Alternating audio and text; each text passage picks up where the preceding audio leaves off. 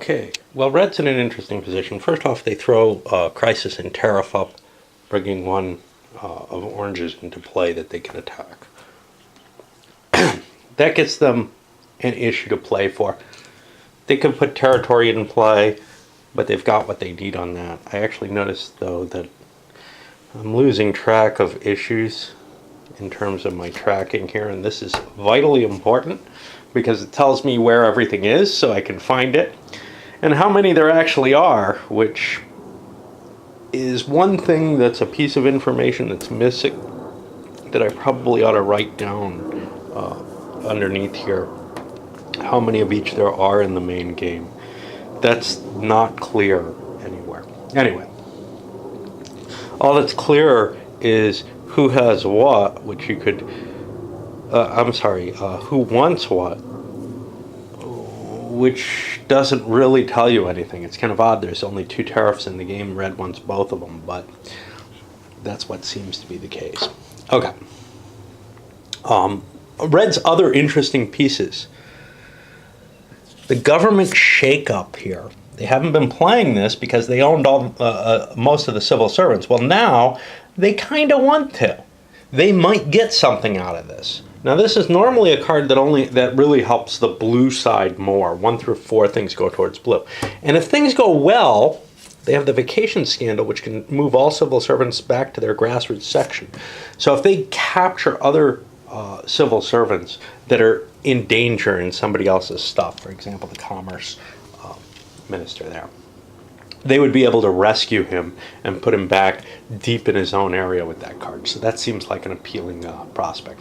Essentially, the the orange-blue bargain has just been destroyed in terms of the government.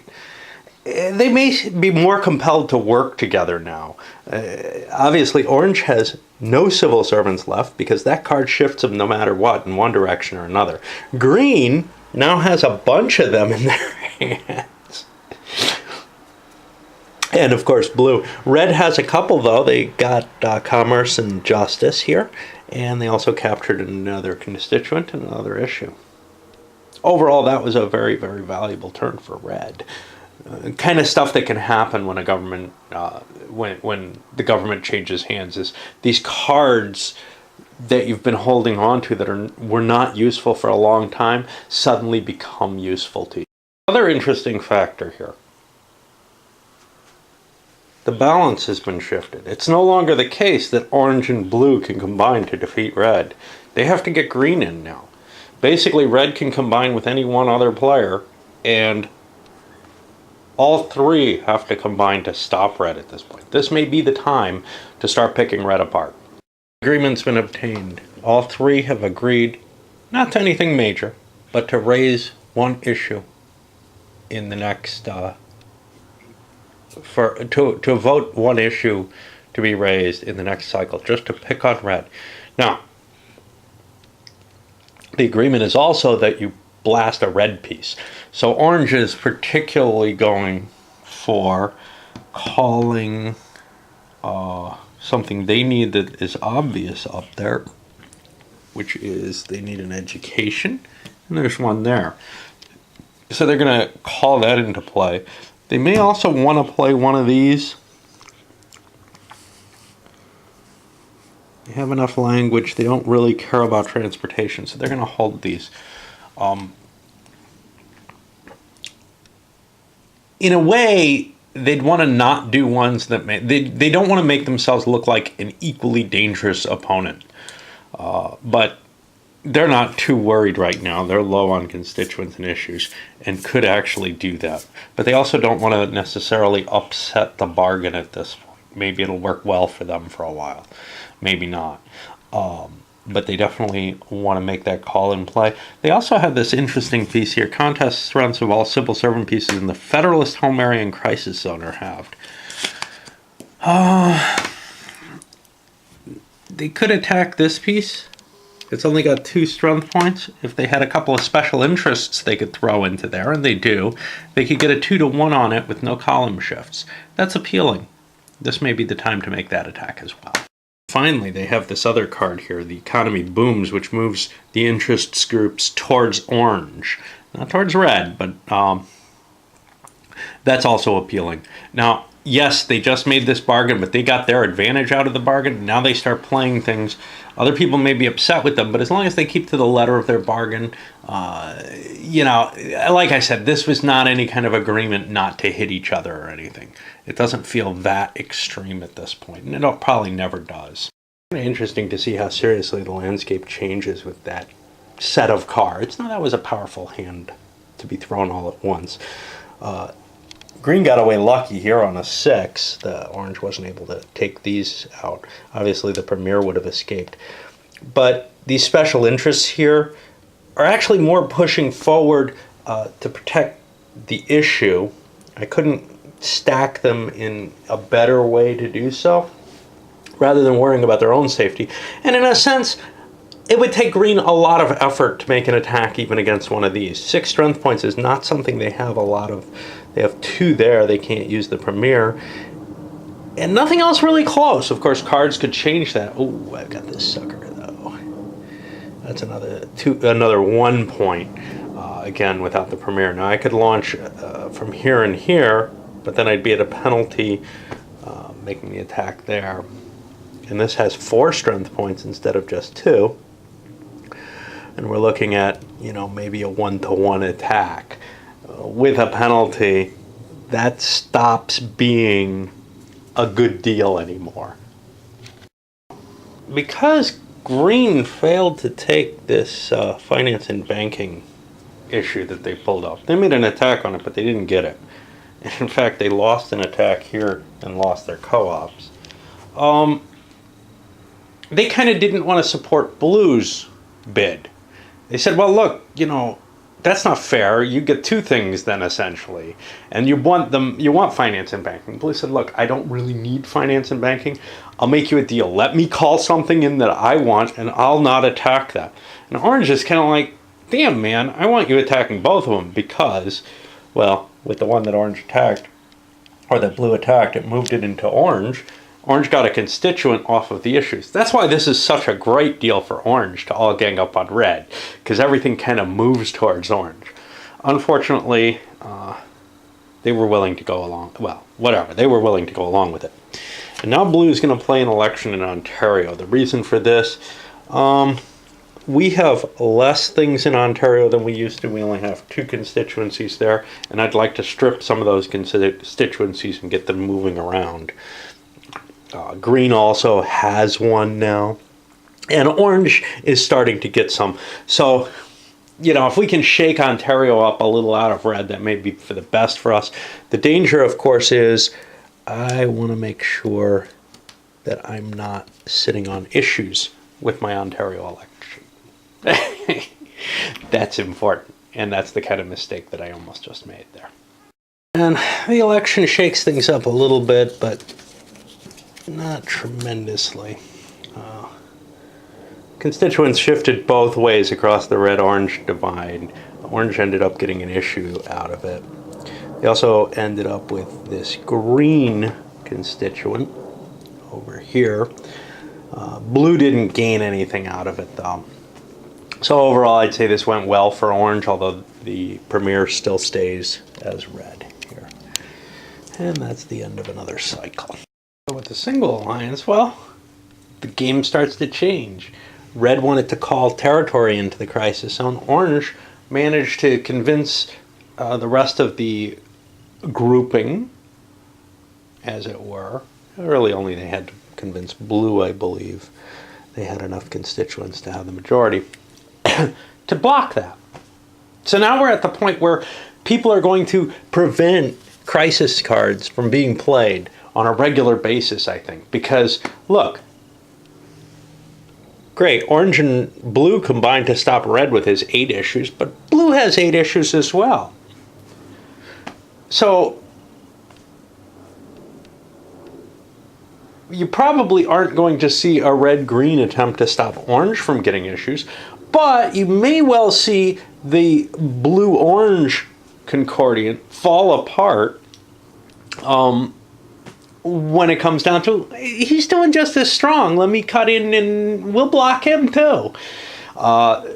that's part of the balance of power nature of this that makes it very frustrating, especially since the only person who can end it is the guy with the least issues, who may not wish to do so.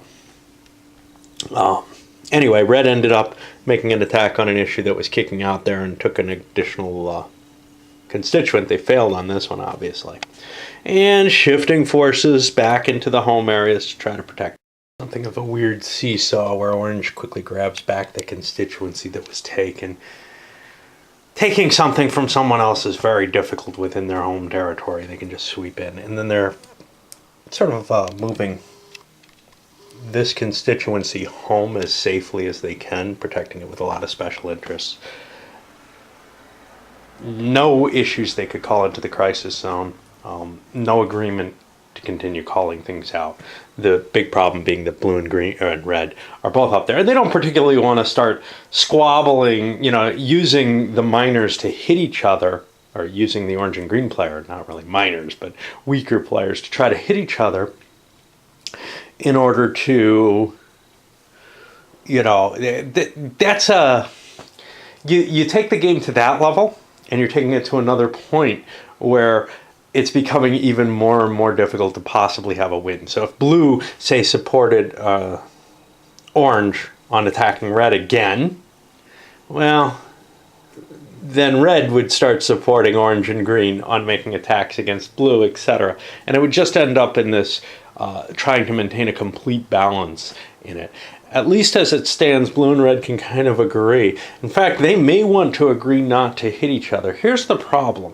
They may even create their own little coalition, because orange is quite powerful. Orange has a constituency base that's almost as large as red's, and they have a lot of special interests, a lot of combat power in the game.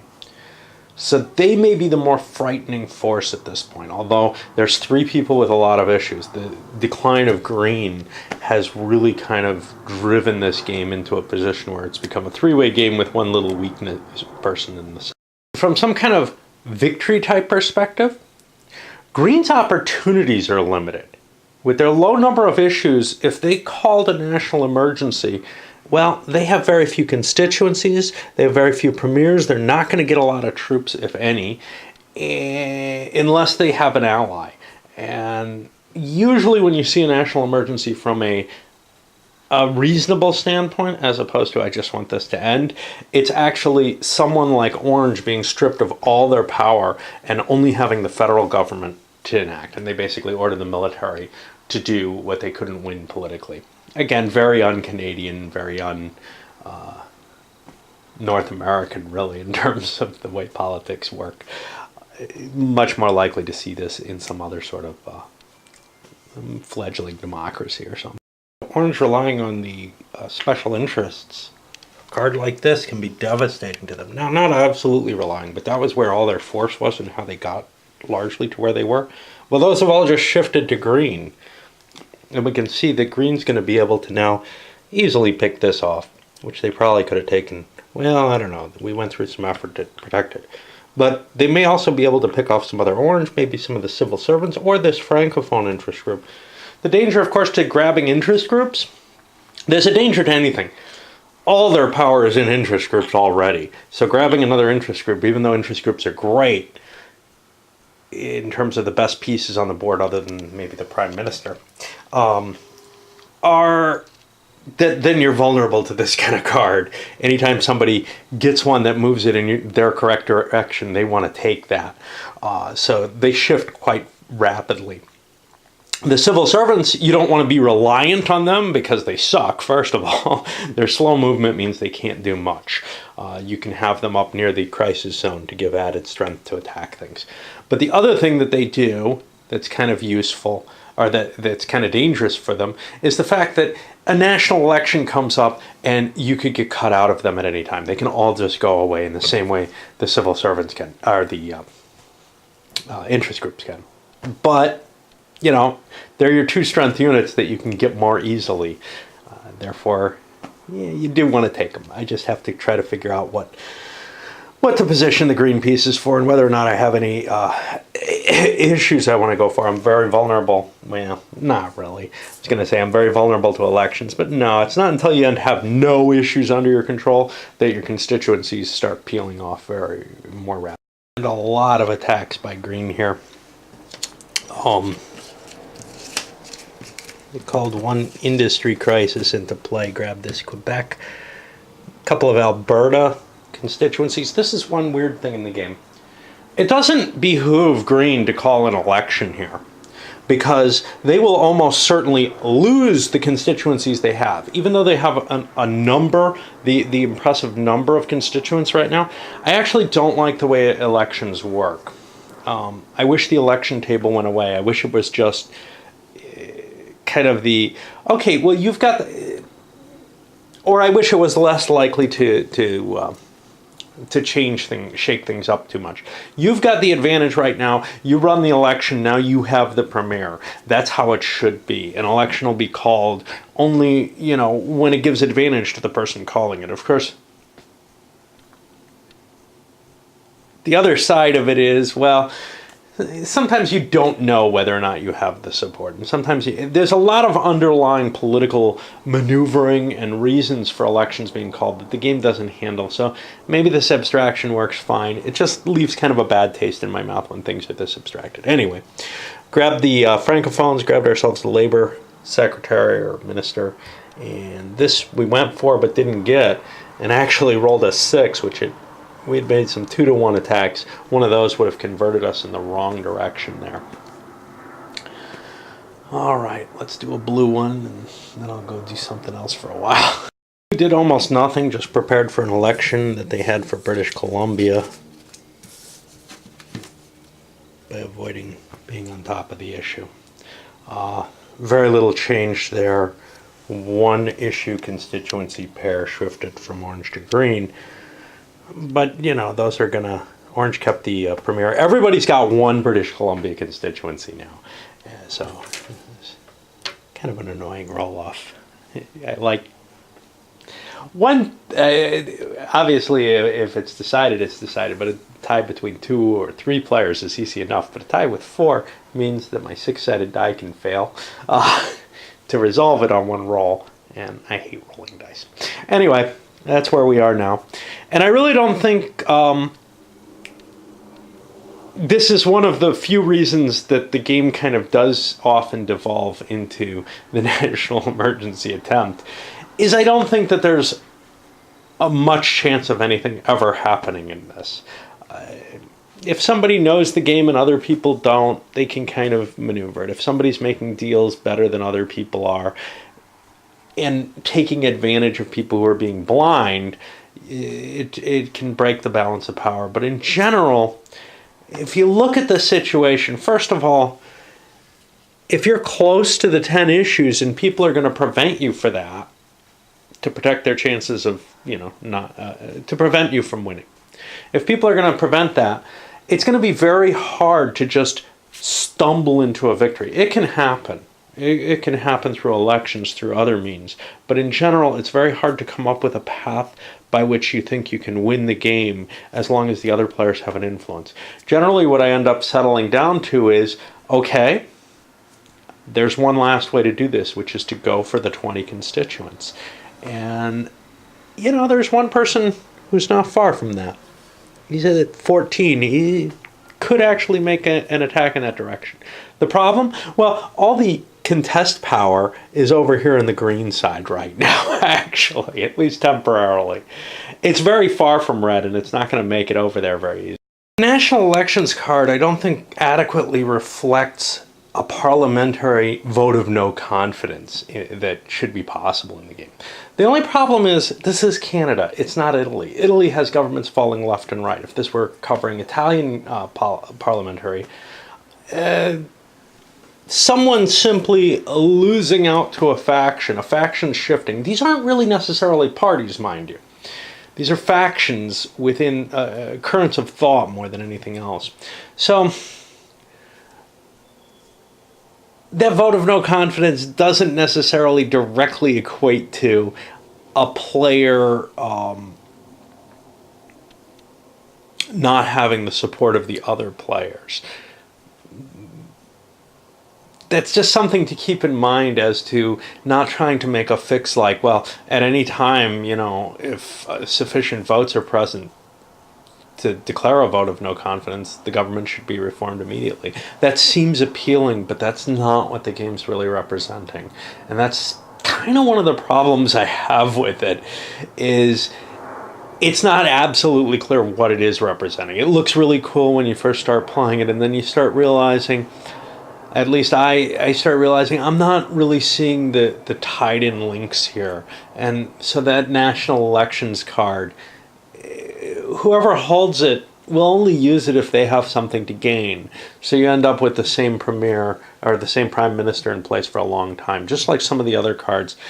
I feel like there should be some means if a crisis goes out there and sits out there for too long or something. It's very different game. But if an issue is not being resolved under normal means, something should happen. And I don't think the mechanisms of this game are easily converted to the kind of game that I'd want to see to handle a parliamentary system problem. Oh boy. I hate things that require counting and keeping track, and this has failed me, as have the charts, or I've failed them, however you want to look at it. There were 25 issues to begin with. First of all, I had read up 2 more than they should have been. When I look, I think, who knows, this is the hardest part of the game for me. They only have 6 in hand, and I could verify those. And I verified everything everyone else had, and I'm coming to 24 now when I count up. At 5 and 6 is 11, 18, 24. I've looked through everything. I don't know. I'm going to have to do it again. I hate when games come to this. This makes the solitaire experience much, much worse than the multiplayer experience. But even in the multiplayer, I can't remember what I've got and what things I need. I need a little chart like this and who's got what and everything like that. So that's probably the biggest headache of this game for me. Once the mistake's been found and counted, well, it wasn't that hard to figure out. I missed this 3-piece stack here, I think. It was recorded on here, I guess. I don't know. I really don't know, because that's a language, and I've got only one language, and I swear I hit that already. But I've got the right numbers, which I can assume is correct. I don't know. But that means blue is the person in the biggest lead in terms of issues right now. So there might be a lot more acceptance of red being able to play their cards if they wish to, rather than launching a direct attack, say, on orange, which it was going to look like it was going to have to happen because nobody was going to let him go with, 8 issues. Even though he probably doesn't have close to the win, if you're close to that 10, the assumption is, well, you've been trying to get your own issues. I'm not going to worry too hard on what you've got. Oh, you've got an industry there, and you don't need that, do you? Oh, you do. Yeah. So he could potentially have been right near the edge of victory and would have to fight his way through. But as it stands, the quick recount, he's able to convince everyone. I'm not the big worry anymore. Yes, I have a lot of constituents, but, I'm not really close to the 20. If I get close to that, then you can really hammer me now. Just locked into this really ugly fight with green where they keep converting this and this, maybe this, back and forth, back and forth. Now this one's going to get to escape, but this one and this one may well get attacked just because there's green pieces in good positions to knock them back into green constituencies. Just sort of this hopeless and pointless activity going on down there in Orange's administrative section. Of course, there are cards that can shake this all up, drive the special interests out and such not. Sometimes you take chances in this or any game, and sometimes they go very, very poorly. Here we had a 2-to-1 attack on these civil servants, and they ended up turning the green units blue. Meanwhile, still sort of this stasis here and a failure to get my one issue that I put into the crisis zone with a card into play. And the luck swings back the other way with blue making an attack on these Manitoba units with an issue. And you can see they converted over the co-ops and the 2 civil servants that they used to attack that. They also didn't get anything over here. They tried to hit these Quebec constituency in the crisis zone, and that didn't work. I've reshuffled the deck. That means, people who've been able to manage to keep cards out of their hand,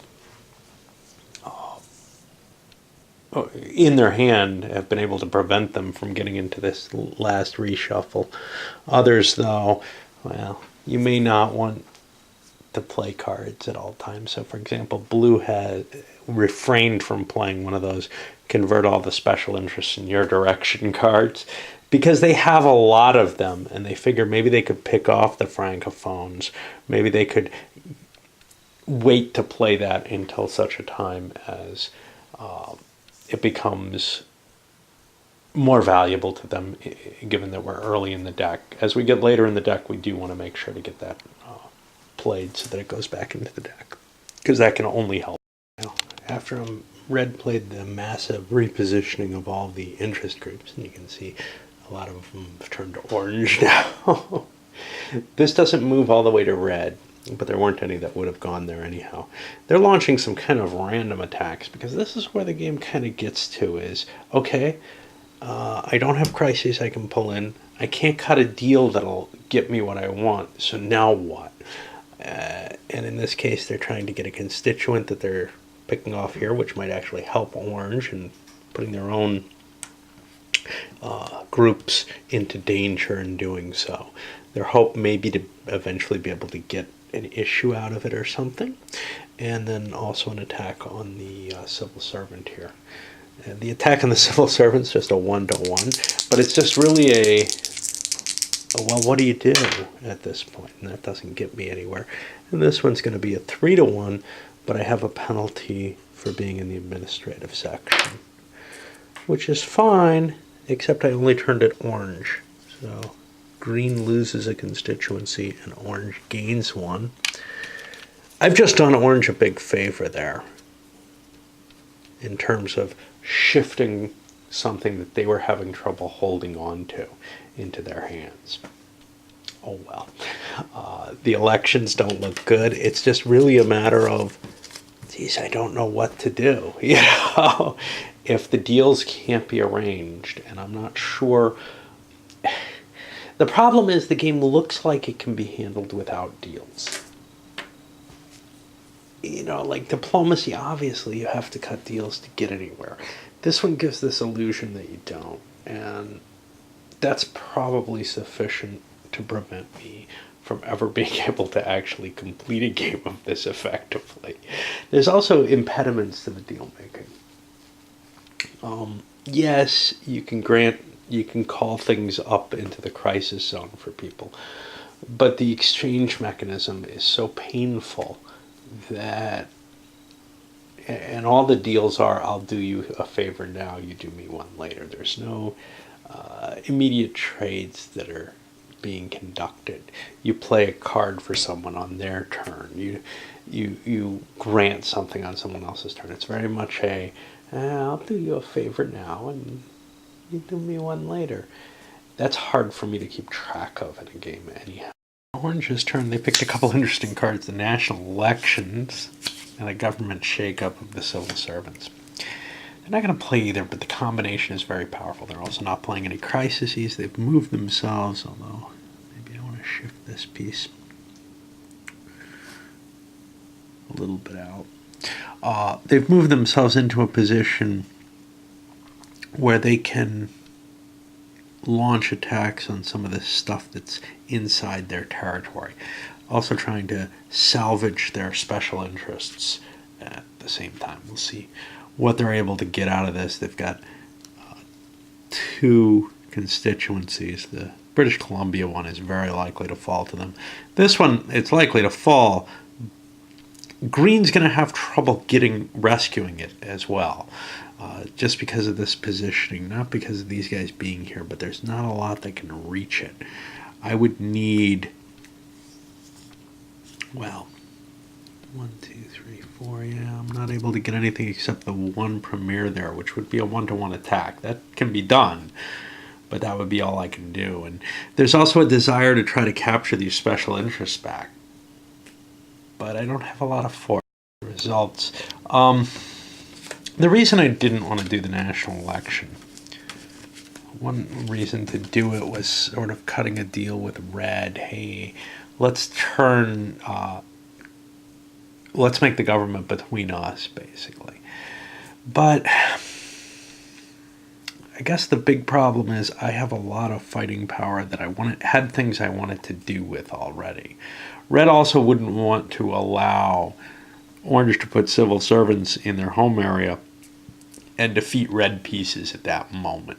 Could somebody else have cut a deal with them? Blue had enough force, but that doesn't really help Orange the same way. The reason Orange wants it with Red is to try to shift the civil servants then with that other card from Red into Orange. They're more likely to head blueward than they are to head in another direction. But if I have a lot of them already, I probably don't want to play that card right away. What I want to do is maybe concentrate them against Red and use them against them with the risk of losing them in fights there, so that I have this bailout. All very Machiavellian type stuff based on, driving the deals. Hey, what deal can I make that isn't really as honest as it seems, because I can use those pieces against the person I'm cutting the deal with, right? I don't know. On to Green. Green grabbed themselves a couple of interest groups, basically expending all their effort on that, but they have one other card they just drew in elections in Ontario. They have nothing in Ontario. We'll see how that shakes up the landscape in a moment. A little bit of a shake up there. This is Green's turn. We can see the premiership is still over in Red's hands. There's a green piece here, some orange pieces up here. But overall, how many of these are really legitimately going to escape? And how much of this is just, it's going to tie down the player who lost pieces? You never really know how things are going to happen. But certainly, the idea of escaping with an issue here, for example, is pretty low. And in fact, the constituencies themselves getting out of these kind of deep in areas in the homelands is tough. Here we have the advantage that Red was able to drop his premier there. That'll give him some bonus defensive power, more likelihood of being able to escape. But it's a long road home. With all these spaces locked, he can't head this way. So then the question becomes, okay, well, where the hell do you go from there? Curve around this way? Head this way? Hard to tell. I don't see an easy out, even this way. These spaces mean that I don't have a way out that way, so I've got to kind of juggle around to find movement when Red gets a turn. And Red's getting a turn fairly soon because only Blue is in their way in the ordering. Pulls the Great Shift in the Interests card again and pushes themselves some, and the rest go to Green. Green was involved in every single interest, so now they're all on this side of the map, basically. Whatever that means. I hope to capitalize particularly effectively on those attacks. They launched an attack here and managed to take themselves to constituents. Great. They're so far from the 20, and they're taking them from someone who's very weak. But then they launched an attack between these pieces, and they all converged to Green against that issue. There, the hope is they need to uncover some issues. They don't have the cards they need to get the issues they need. And they're not that far. You could say, well, they're at 8. Wow, that's pretty big. Yeah, except they only have 5 they want. So they still need to get 5 issues, but, what can you do? It's a game where cutting a deal with someone just seems so risky in so many ways, to me at least, that I find it very, very difficult to do. It's not incremental small things, and it could well be once you cut a deal with someone, they reveal, hey, I won. If you're cutting one here, you're probably pretty safe. But once somebody hits 10, you got no idea except what you can see that's exposed. And exposed tends to often be the case because there's just not a number of constituencies to cover all the pieces and still do what you want to do, and the number of other pieces. So what we can see is the people with large numbers of constituencies, orange and red, have most of their issues covered, which helps. And usually when you're winning, you do have a fairly powerful board presence in terms of pieces that can contest. So you can cover quite a few of them. It's usually the people who aren't doing too well, who are exposed enough that they can legitimately point and say, I'm safe, man. Well, yeah, but you don't have any issues. Blue's in a particularly interesting position, though, having the most issues on the board, but not a lot of power to defend them. It's still not easy to take, though. It really isn't. Let's say we charged up with these green pieces to attack here. Best we could do is a 3-1, which is what blue did against them, I think. 2, 4, 6, 8, 3. No, they only had a 2-1. 3-1 at +2 still means there's a 1/3 chance that you could just lose all your pieces on that attack. So you gotta kind of want something to make that attack. The 2-1 was probably just downright dumb. Wait. Yeah. 4, 5, or 6 loses your pieces. Okay, for red's turn, they cleaned up the problems that were occurring over in the midst of their territory with orange. And then, in terms of some constituents that had left them from the Ontario election, before orange gets a chance to move out. And then they threw an Alberta election, which gave them this, and actually gained them something, temporarily probably. That's going to get attacked by someone. And also shook things up here with orange getting the issue down here, green getting this, and with the three-way tie, well, green got the premier out of that. They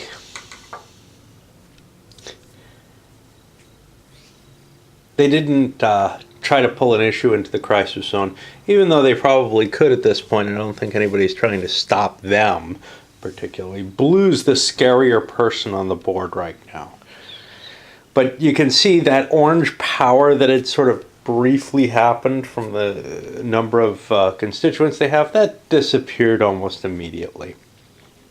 Real power is not gained through elections and the like. Real power is gained through attacks that can be made against pieces that can't be recovered easily over time. Anyway, I wanted to mention about this thing. I don't know if anybody had noted it. Obviously, it's from Decision Games. They gave this out at Consim World. Kind of a cute little, just one of the, hey, everybody gets the prizes. But I like getting things like this, reminding me of a company. And, Decision Games has been around for a hell of a long time. I'm not terribly fond of some of what they've done. But, at least they're producing the reprints of the SPI stuff, among other things, which to me kind of says, that's more positive than negative. Even the ones they kind of mess up, it's still better that they reprint them, I think, than that they get left completely behind. Oh, well. All right, onward. Orange's position was really too weak to do much. They grabbed, I think here, the Alberta constituency that was near them. But they threw the national election, and having cut a deal with red, and now they've shifted the cabinet around. They kept the prime minister in place where he was. But they shifted all the cabinet positions over to the left, as it were. Now we'll keep moving. Green's turn was kind of crazy. They opened things up with the government shake-up card, which reassigns the civil servants. And you'll see some of the effects of that kicking around. They managed to get one, and they positioned themselves for attacks, some of which were kind of odd. For example, they made an attack here that failed. I don't think any of their attacks succeeded. Something over there did. But they made an attack here from these two and got shifted one towards the red that was the color of the civil servants. And now these are all orange. They also attacked here and succeeded, but only turned it orange from, again, red, where the premier was. So they kind of didn't have the turn they hoped for there. They did get a couple of blue constituencies turned into their favor, though. Right, blue's turn is a little more chaotic.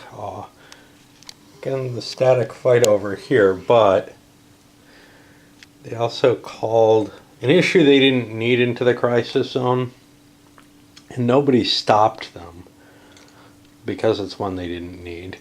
It stripped, I don't remember what it was, it's over here, a tariff from red.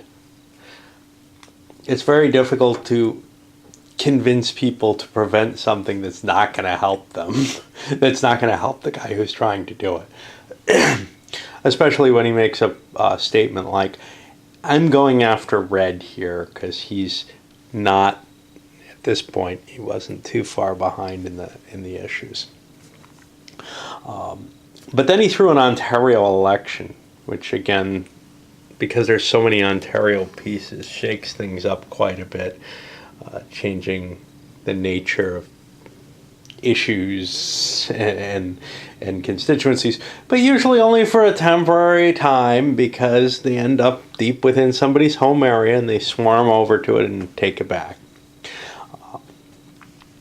But that's what happened. All right. I don't think it's quite time to send this one up.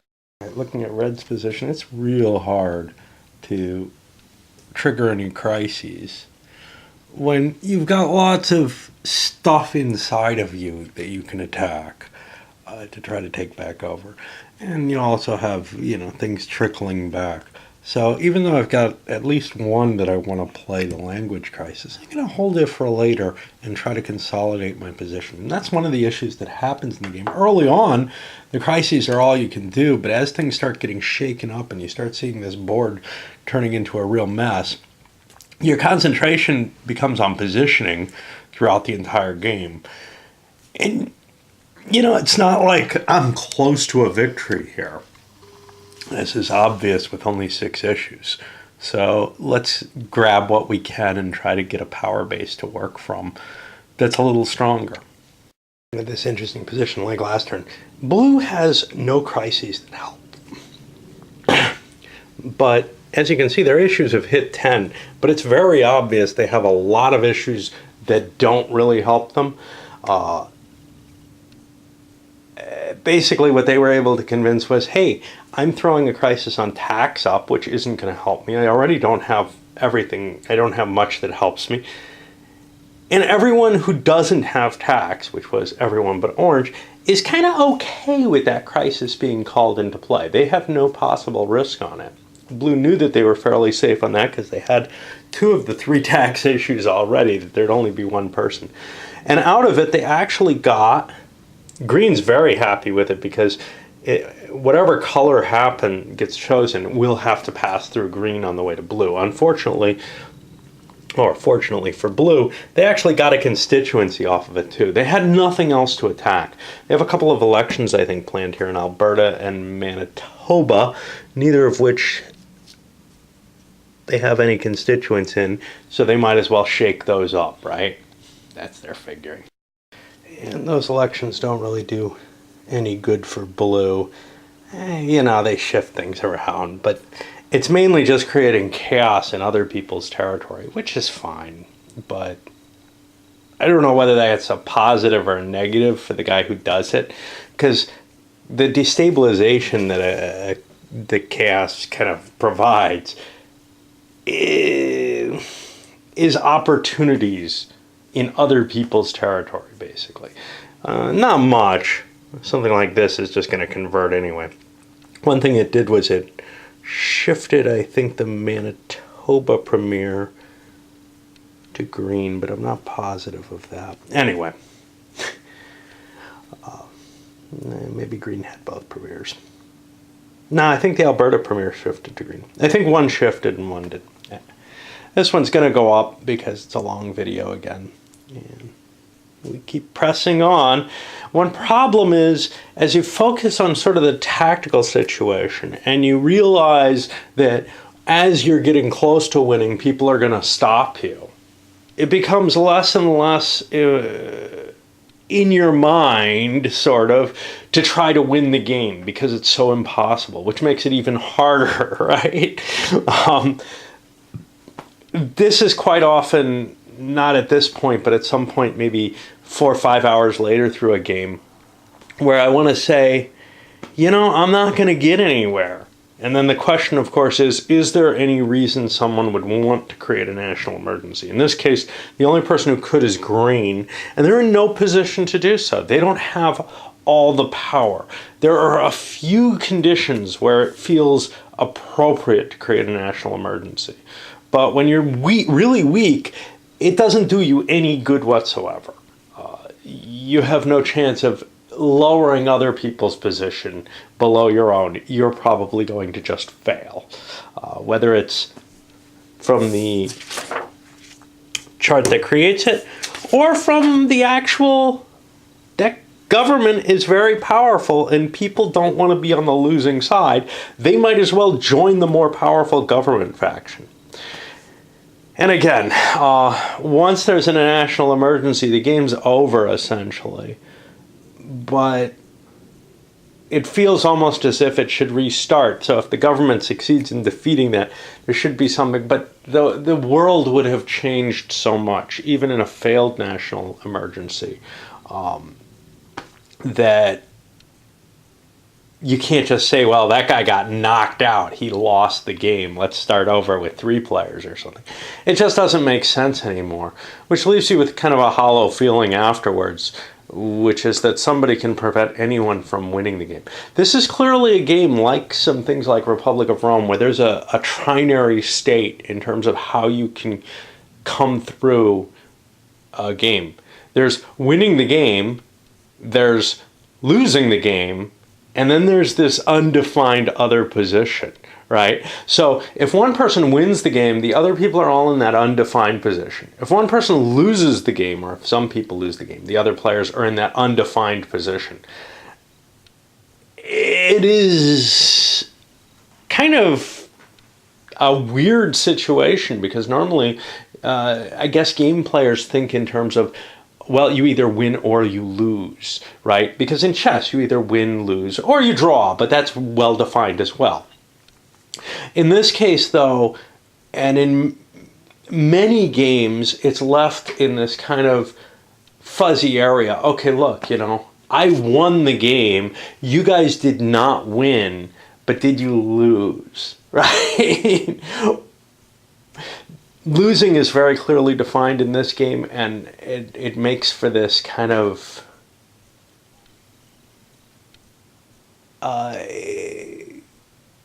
situation where you're not sure what to call that third position and what you speak of about it. So, for example, is failing. So here's a question: What if you succeed in a national emergency? Okay, you did not win, the other guys lost. That's obviously a worse situation, but how do you kind of judge that in a framework without some sort of metagame within it, and somebody making a determination of what the valuations are in that metagame for, say, any particular game? So I could see you keeping some kind of scoring in a game like this. To me, that's why placing is important in some games. Even if a game of Pax Britannica you don't come in first, well, it's better to come in second than to take a high risk gamble at coming in first and likely coming in last, and just how you want to evaluate that in your own head is something important. But it comes to a very different feeling from what I see a lot on Board Game Geek now. Of course, I'm kind of self-exiled from there, but there's this feeling of, well, you either win or lose a game. Coming in second is really not significantly different from coming in last. Okay. All right. Anyway, this one's going up. I've babbled too much.